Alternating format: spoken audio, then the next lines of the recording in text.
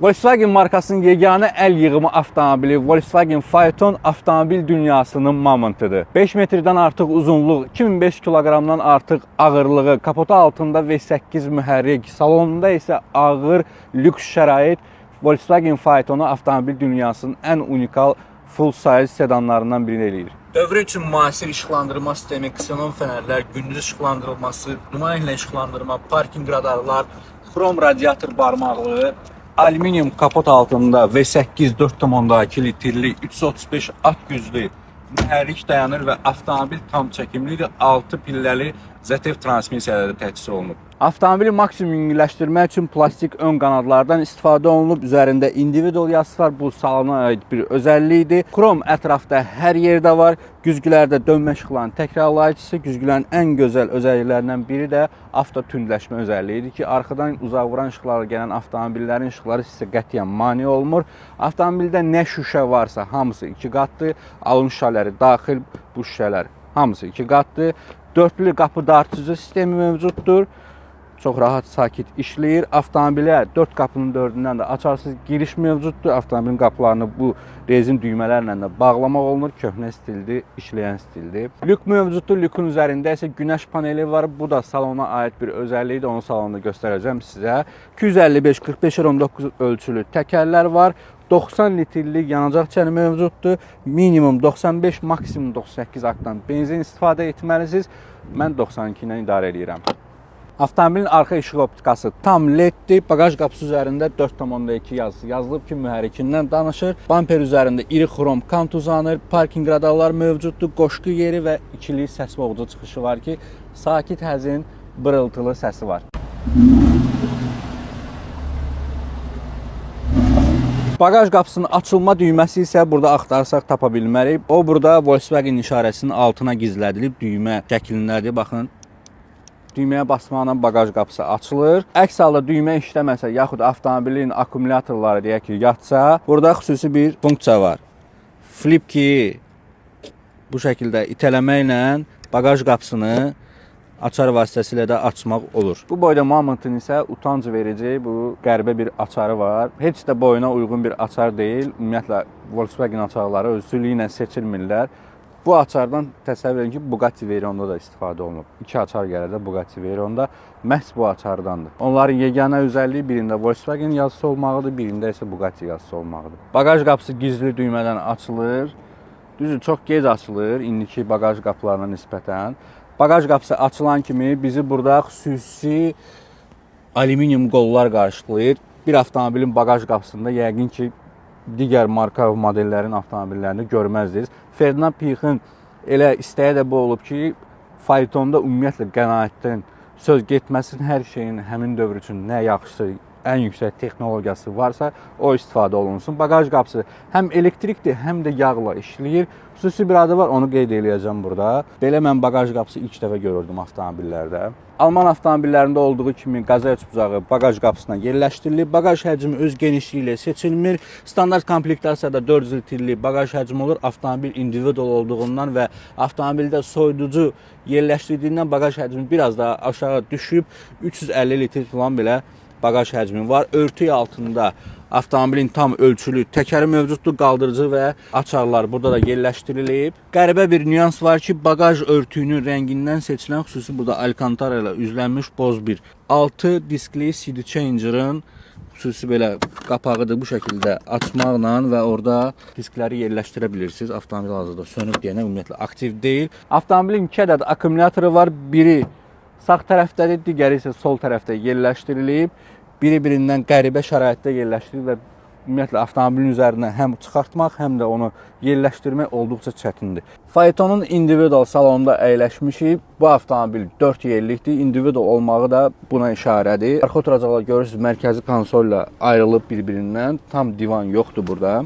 4 oturacağın 4-ünün də isitməsi, soyutması, masajı, elektron idarə etməsi və yaddaşı mövcuddur. 4 sərnişin üçün ayrıca 4 ədəd dirsək altlığı var. Dirsək altlıqları da görürsünüz dəridəndir. Alt hissəsi və üst hissəsi də dəridəndir. Hündürlüyə görə ayrıca nizamlanır. Oturacaqların dərisi olduqca keyfiyyətlidir. Bu qədər yaşına baxmayaraq hələ də ilkin yəni teksturasını saxlayıblar.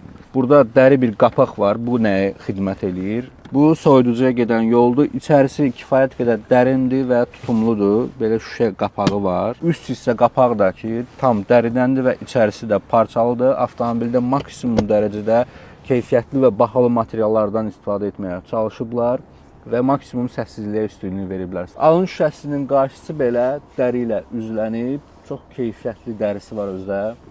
Burada istifadə olunmağına baxmayaraq çox keyfiyyətli dəridən istifadə olunub. Dirsə altlıqlar baxa çox belə qeyri-adi tərzdə işlənib. Xrom dayağın üzərində dayanır. Mən ilk dəfədir belə dirsə altlıqlara rast gəldim.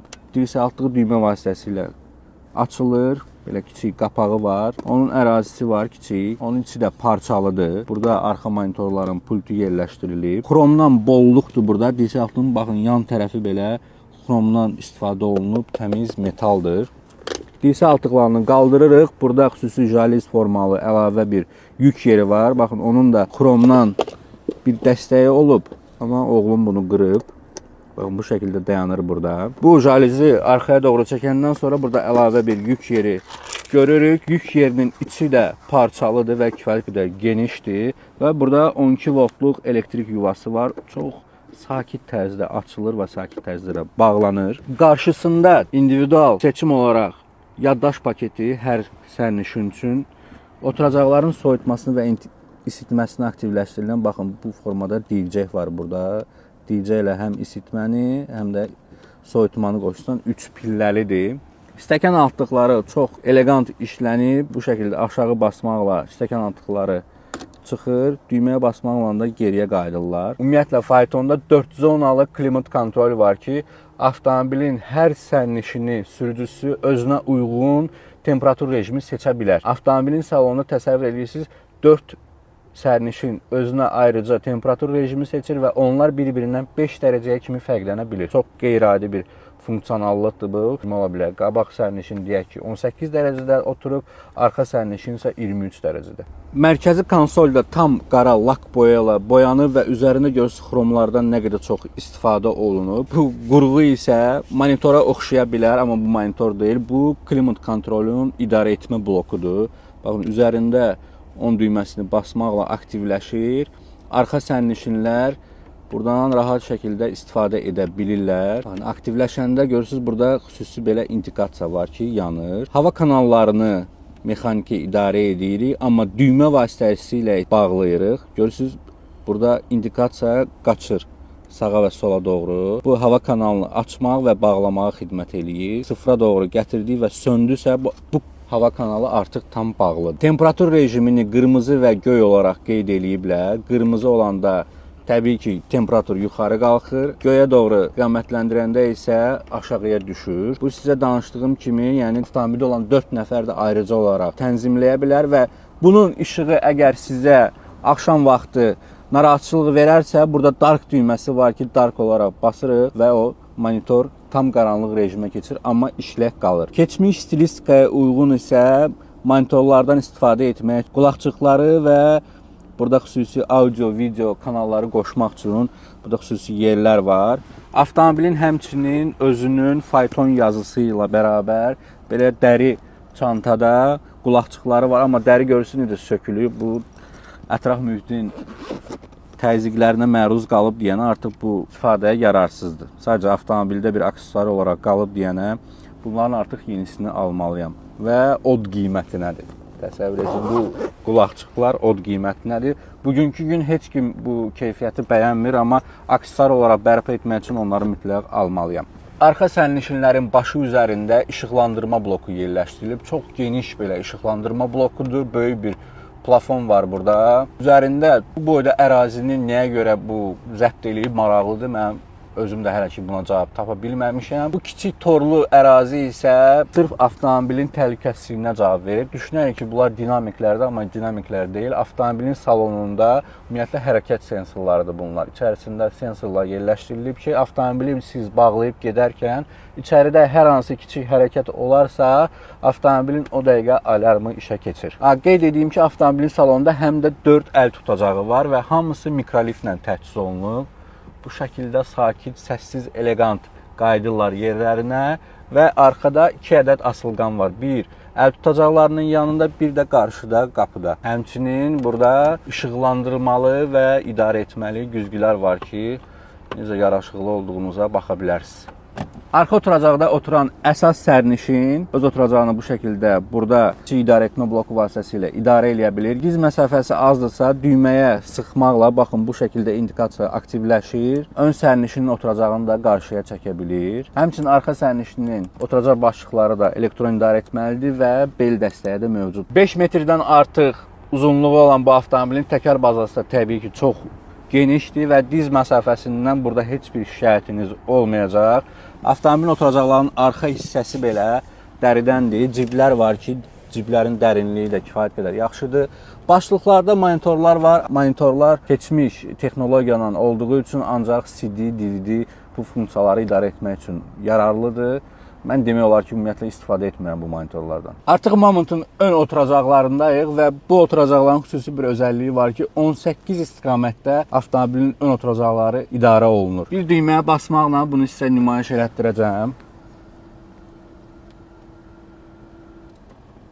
Hətta avtomobildə təhlükəsizlik kəmərləri də elektron idarə etməlidir, hündürlüyə görə nizamlanır və memory paketə daxildir. Sərnişin yaxud sürücü onu necə yaddaşa həkk eləyibsə, o tərzdə də qalırlar. Faytonun sürücü qapısının qapı kartı içəridən çox fərqlənir. Nəyi ilə? Əl tutacağı ilə. Burada əl tutacağı digər qapılarda kimi bu şəkildə deyil, buradan tutmaqladır. Qapının üzərində demək, dörtlü avtomatik idarə olunan şüşələrin idarə etməsi, yanacaq çəninin açılması və baqaj qapısının açılması düyməsi yerləşdirilib. Həmçinin buradan da mərkəzi kilit sistemi var qapılarda. Qapı açmaq üçün əl dəstəkləri tam xrom metaldandır. Əlavə cib bölmə var. O da mikroliftdədir və içi də parçalıdır. Yenə də orada olan əşyalar səs eləməsin deyənəm. Buradan xüsusi hava kanalı keçir ki, bunun özəlliyi nədir? Ümumiyyətlə fayton tərləməyən avtomobildir. Hətta Jeremy Clarksonun xüsusi belə bir videosu var idi ki, içəridə qaynayan çaydanla otururlar avtomobilin içərisində, amma avtomobil tərləmir. Həmçinin ön və arxa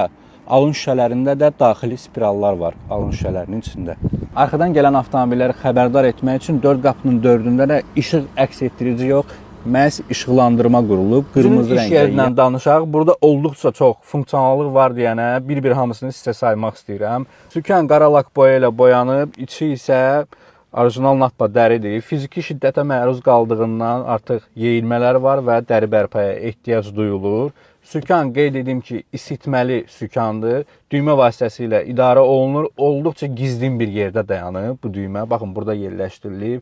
Düyməyə basmaqla aktivləşir və sönür. Digər tərəfdə isə əlavə bir düymə var. O da maraqlı bir özəllikdir ki, əgər siz axşam vaxtı yol gedirsinizsə, sükanın üzərində olan işıqlar sizə mane olursa, onu düymə vasitəsilə söndürə bilirsiniz. Diqqətçil bir avtomobildir fayton. Sükan multifunksional idarə etməlidir. Üzərində sağ tərəfdə, yuxarı hissədə multimedianı idarə etməsidir, telefonun idarə etməsidir. Alt hissədə avtomobilin bord kompüterundan sizə məlumatlar ötürülür, onun idarə etməsidir. Sol tərəfdə isə adaptiv cruise kontrolun idarə etmə düymələri yerləşdirilib. Avtomobili iki yolla da işə salmaq mümkündür. Həm start-stop düyməsi yerləşdirilib burada mərkəzi konsolda, həm də adi açarla da mexaniki yolla da işə sala bilirsən. Burada alt pilləli ZF transmisiya dayanıb. Transmisiya başlığının üzərində V8 işarəsi burada qürurla dayanıb. Transmisiya başlığının düymə vasitəsilə basmaqla keçirmək olur pillələr arasında. Stəkan altlıqları burada ənənəvi qaydada dayanır.